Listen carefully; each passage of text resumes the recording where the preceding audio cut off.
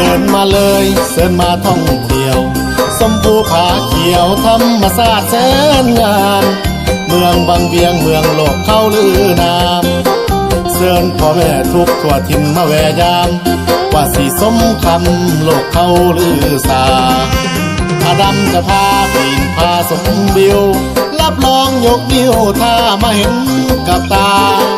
เป็นที่หนึ่งเท่าที่เคยเห็นมาแขกต่างดาวเขาก็เฮอกันมาน้ำใจภาษาก็เป็นล้ำประเสริฐคนเที่ยวทำจังทำลมทำปูคำเมียทำน้ำทำนางคุมหอมมีผ้าตั้งบ่ไก่ไก่ข้างผ้าหอมสาววังเวียงนำใจดีเพียบพร้อมอีกไกลปานใดเส้นทางอีกดนจะถึงเส้นใสบ่ง่ายเท่าใดกว่าจะเห็นความฝันให้เป็นจริงเมื่อยและท้อบางทีทุ่มเทมาแสนนานยังบ่ไกลเลยเมื่อฝันเดิมพันชีวิตความมาลาในใจเห็นให้ยอมแพ้ทุกสิ่งไปหมดแล้วอย่าแพ้หัวใจอ่อนแอเพื่อฝันต้องสู้เข้าไว้ต้องเชื่อมั่นตัวเองและเชื่อว่าต้องสู้ไว้บอกว่าอุปสรรคจะขวางกันจากเท่าใด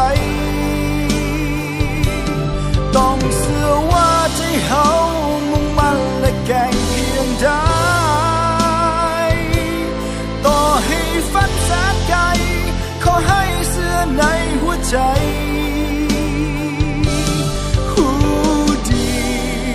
แท้จริงทุกอย่างอยู่ที่หัวใจไกลและสูงเพียงใดความฝันยังมีความหวังความฝันที่งดงาม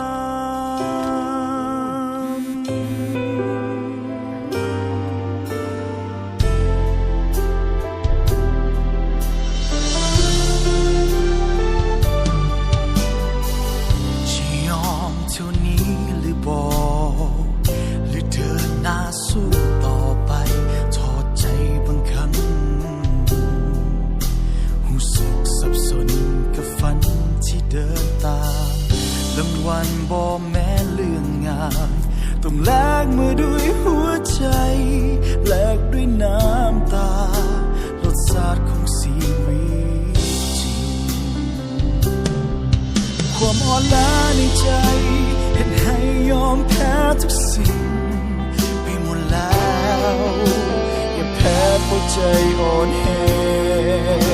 เพื่อฝันต้องสู้เข้าไว้ต้องเชื่อมั่นตัวเองและเชื่อว่าต้องสู้ไว้บอกว่าอุปสรรคจะขวางกันจากเท่าใดต้องเชื่อว่าใจเฮามุ่งมั่นและแกร่งเพียงใดต่อให้ฝันแสนไกลขอให้เชื่อในหัวใจรู้ดีว่าแท้จริงทุกอย่างอยู่ที่หัวใจไกลและสูงเพียงใดความฝันยังมีความหวัง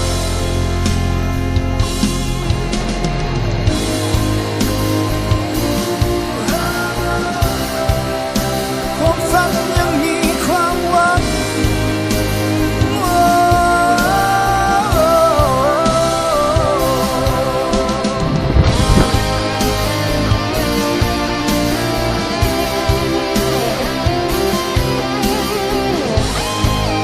เอามันนั้นเดินทางท่องเที่ยวไปมืดที่ไหนค่ำลงก็นอนที่นั้นแงนมองฟ้าดวงเดือนดวงดาวนับพัน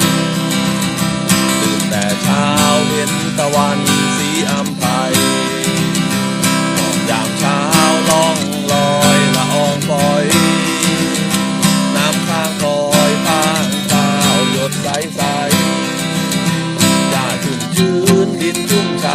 ประทับใจมิตรภาพทอสารใยในการเดินทางนกน้อย